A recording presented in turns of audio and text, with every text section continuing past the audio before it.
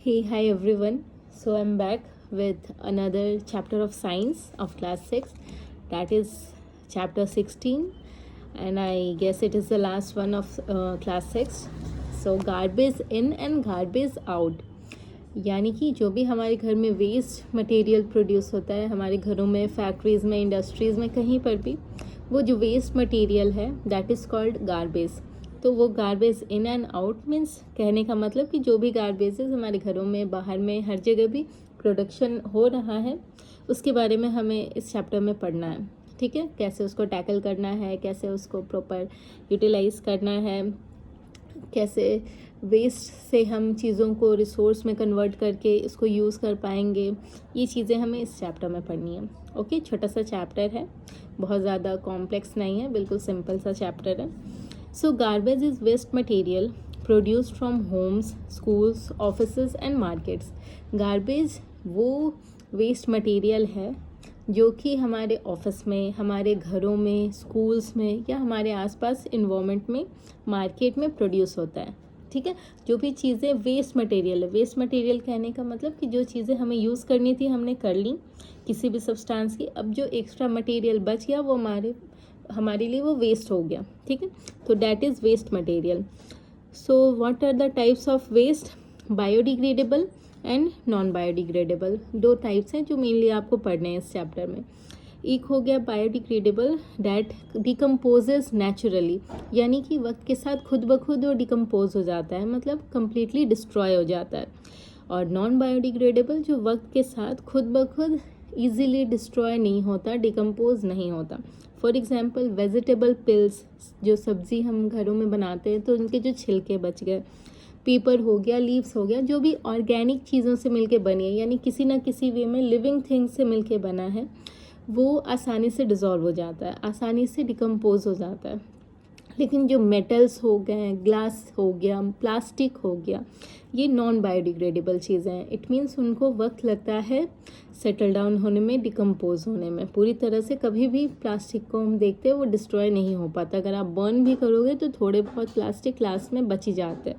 ठीक है, सो garbage disposal methods, यानी जो हमारा वेस्ट मटेरियल बचा, जो भी आ रहा है, उसको हम किस तरह से डिस्पोज, यानी कि उसको ठिकाने लगा सकते हैं, उसको हम अपने लिविंग एरिया से दूर ऐसी जगह पे जो कि इन्वायरमेंट को पॉल्यूट ना करे, वो डिस्पोजल हम किस तरीके से कर सकते हैं. तो सबसे पहले लैंडफिल्स, यानी कि ज़मीन से रिलेटेड.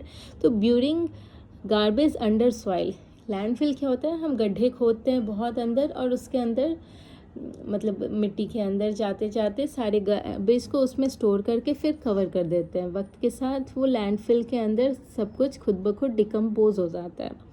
बर्निंग, यानी सेकंड मेथड है, हम चीज़ों को जला दें. तो reduces volume but causes air pollution.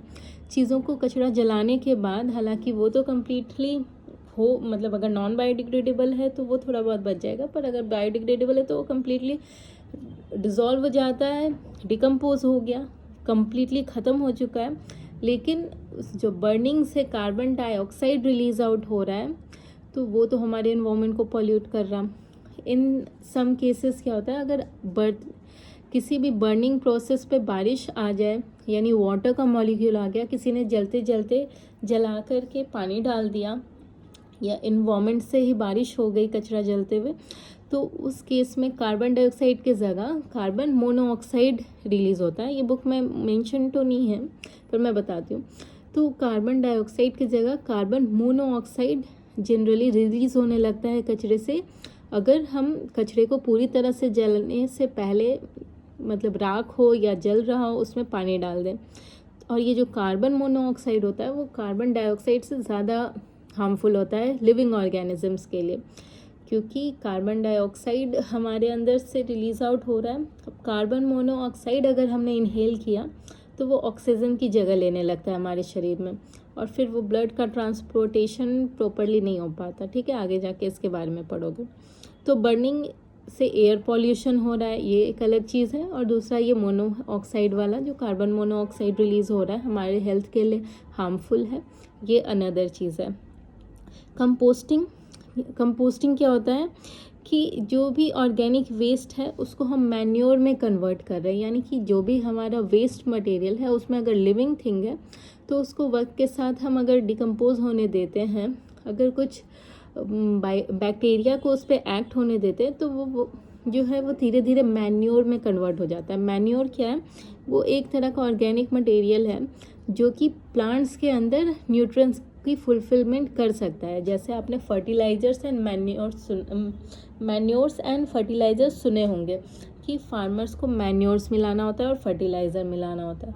तो फर्टिलाइज़र कई बार केमिकल से बना होता है जो कि उतना मतलब थोड़े बहुत हार्मफुल इफ़ेक्ट्स रखता है, बट दिस मैन्योर अगर ये ऑर्गेनिक चीज़ों से मिलके बना है तो इसका उतना हार्मफुल इफ़ेक्ट नहीं होता और प्लांट्स में फिर भी न्यूट्रिएंट्स की कमी को पूरा कर देता है। क्योंकि मैन्योर बना कैसे? वो भी तो लिविंग ऑर्गेनिज्म के वेस्ट मटेरियल्स से बनाना, सो उसमें कुछ ना कुछ न्यूट्रिएंट्स तो होंगे, ठीक है, फॉस्फोरस, नाइट्रोजन ऐसे। Next is vermi composting.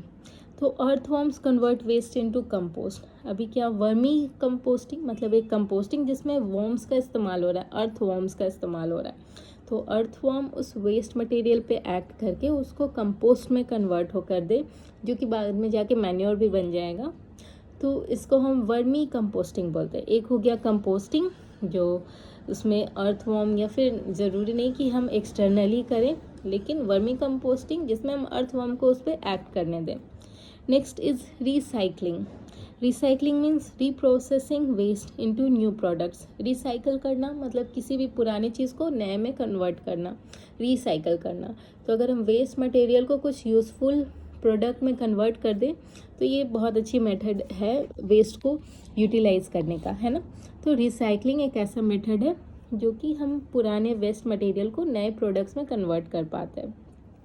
जैसे पेपर हो गया, प्लास्टिक हो गया, ग्लास हो गया, मेटल्स, ये सारे रिसाइकल हो सकते हैं। इसलिए कबाड़ी वाला आता है ना किताबें लेके जाने को, क्योंकि ये जो किताबें हैं हमारी पेपर्स हैं वो रिसाइकल होके फिर नहीं बन सकती हैं, ठीक है। उसी तरह प्लास्टिक, ग्लास, मेटल्स भी रिसाइकल हो जाते हैं, लोहा भी लेके जाता है ना। Saves natural resources and reduces pollution. जो भी हमारे आसपास अगर हमने उसको कचरे को रिसाइकल में डाल दिया, कचरे को जलाने की जगह, इधर उधर छोड़ देने की जगह अगर कचरे वाले को दे दिया, वो रिसाइकल कर रहा तो वो यूज़फुल हो रहा ना, हमारे इन्वायरमेंट को भी बचा रहा, नेचुरल रिसोर्सेज को भी बचा रहा और कुछ नई चीज़ें भी बना कर दे रहा प्रोडक्ट, है ना। अब रिसाइकलिंग के भी रिसाइकल तो हो गया। अब 3R प्रिंसिपल है किसी भी वेस्ट को हमें कैसे यूटिलाइज़ करना है उसके लिए, मतलब कैसे एक वेस्ट मटेरियल को हम प्रॉपर प्रोडक्ट में यूज़ कर सकते हैं। बेस्ट यूज़ ऑफ वेस्ट क्या है? तो वो 3 है। एक तो रिड्यूस, 3 प्रिंसिपल है। सबसे पहले एक तो रिड्यूस, कोशिश करो कम से कम चीज़ों को इस्तेमाल करने की, use fewer resources. Next reuse, कोशिश करो किसी भी सब्सटेंस को फेंकने की जगह ज़्यादा से ज़्यादा बार इस्तेमाल करने की, रीयूज़ करने की। And next recycle. अब अगर वेस्ट कम्प्लीटली हमारे लिए अब काम का नहीं है तो उसको रिसाइकल में डाल दो। तो 3R principles for saving environment from the waste and the garbage we produce. What are they? Reduce, reuse and recycle. Next is plastic waste problem. अब बहुत बड़ा प्रॉब्लम, कई बार आप देखते होंगे गवर्नमेंट ने प्लास्टिक बैन कर दिया, पेपर बैग्स लाते हैं, फिर प्लास्टिक यूज़ करते हैं, फिर बैन होता है।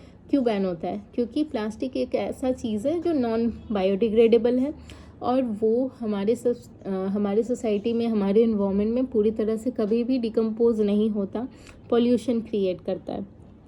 तो अब इस वेस्ट का प्रॉब्लम को, मतलब प्रॉब्लम क्या है? एक तो प्लास्टिक इज़ नॉन बायोडिग्रेडेबल, अभी बताया, कभी कम्प्लीटली डिस्ट्रॉय नहीं होता। पॉल्यूट्स सॉइल एंड वाटर, जहाँ भी कचरा में फेंक दो प्लास्टिक वो पॉल्यूशन क्रिएट कर रहा, पॉल्यूट कर रहा हमारे मिट्टी को, हमारे पानी को, रिवर को। हार्म्स एनिमल्स, कई बार वो प्लास्टिक डिस्ट्रॉय नहीं होता और कई बार गाय, बफेलोज जो होते हैं वो खाना के साथ साथ प्लास्टिक भी खा लेते हैं। तो दैट, सॉरी 1 मिनट, या सो प्लास्टिक वेस्ट जो प्रॉब्लम्स हम डिस्कस कर रहे थे, and plastic is non biodegradable, pollutes soil and water हमने देखा, और साथ साथ एनिमल्स को हार्म करते हैं। कई बार प्लास्टिक इंजेस्ट कर लेते हैं एनिमल्स, कचरे में खाना ढूंढते ढूंढते प्लास्टिक भी खा लेते हैं। ब्लॉक्स ड्रेनेज सिस्टम, प्लास्टिक जो होता है वो नदी नाली किनारे में फंस जाता है, पास होने से रोकता है पानी को, तो ड्रेनेज सिस्टम को भी वो ब्लॉक कर रहा है। ठीक है, तो plastic is not a good thing, तो उसको we have to get rid of it anyhow, है ना। ये बार बार बैन करना फिर बैन हटाना, हमें खुद में चेंज लाना ज़रूरी है कि कोशिश करें प्लास्टिक कम से कम इस्तेमाल हो, उसके जगह पे अगर कोई अदर ऑप्शन है तो उसको हम यूज़ कर लें, है ना। लास्टली वेस्ट मैनेजमेंट यानी कि जो वेस्ट बना है अब उसको किस तरह से हमें मैनेज करना है, जो गार्बेज हमारा आ गया है उसको कैसे मैनेज करना है। तो सबसे पहले segregate waste into wet and dry waste. सबसे पहले क्या करना है, गीला कचरा और सूखा कचरा को सेपरेट करना है। आपने घर में भी देखा होगा, किचन में होता है गीला कचरा और सूखे कचरे को हम बाहर के डस्टबिन में रखते हैं। सिमिलरली बाहर में भी जहाँ डस्टबिन्स होते हैं रोडों पे, तो वहाँ पे क्या होता है, एक ब्लू होता है एक ग्रीन होता है, जिस एक में वेट कचरा डालना एक में ड्राई कचरा डालना, ऐसा बोलते हैं। क्यों? क्योंकि दोनों का अलग अलग प्रोसेस है डिकम्पोज करने का, दोनों को मैनेज करने का अलग अलग रास्ता है, इसलिए कचरे को अलग अलग रखना ज़रूरी है। Use green bin for biodegradable waste. Green colour का डस्टबिन जो होता है उसमें वो कचरे डालो जो बायोडिग्रेडेबल है, यानी कि जिनको वक्त के साथ डिकम्पोज खुद ब खुद वो हो जाते हैं, तो उनको कहीं छोड़ दें तो फिर वो खुद ब खुद भी डिकम्पोज हो जाएंगे।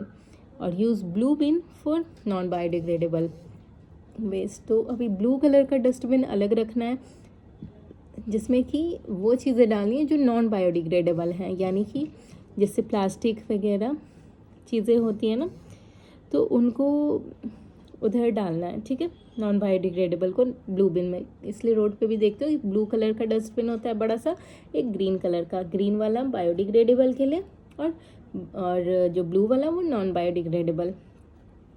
Promote composting and recycling. कोशिश करनी है कि जितनी ज़्यादा कंपोस्टिंग हो सके, यानी कि वक्त के साथ उसको डिकम्पोज होने का मौका दो, जर्म्स को उस पर एक्ट करने दो, अर्थवॉर्म वगैरह या फिर और बैक्टीरिया को उन पर एक्ट करने दो, और उसको फिर ज़्यादा से ज़्यादा रिसाइकल करो, है ना। जितनी हो सके वेस्ट को रिसाइकल करो। सो इस चैप्टर में हमें बहुत सिंपल सा चैप्टर था, वेस्ट को कैसे मैनेज करना है वो सीखा। 3R प्रिंसिपल नहीं भूलना है, एक रिड्यूस, एक रीयूज़ एंड देन रिसाइकल। कम से कम चीज़ें यूज़ करनी है, बेवजह कचरा नहीं रखना। नेक्स्ट रीयूज़, जितनी ज़्यादा यूज़ हो सके किसी चीज़ को उसको बार बार यूज़ करो। रिसाइकल, अगर इस्तेमाल हो चुका है तो उसको कचरे वाले को दे दो, प्रॉपर रिसाइकलिंग करके न्यू प्रोडक्ट बनाने के लिए। Okay, so that was it about this chapter. Simple सा चैप्टर था। I hope you understand, this was all about this chapter. I hope कि ये समझ गए होंगे, और इसके अलावा अपनी बुक को एक बार रीड कर लेना। इससे ज़्यादा इस चैप्टर में कुछ नहीं पढ़ना आपको। ओके, तो ठीक है, bye and please like subscribe if you like. Bye.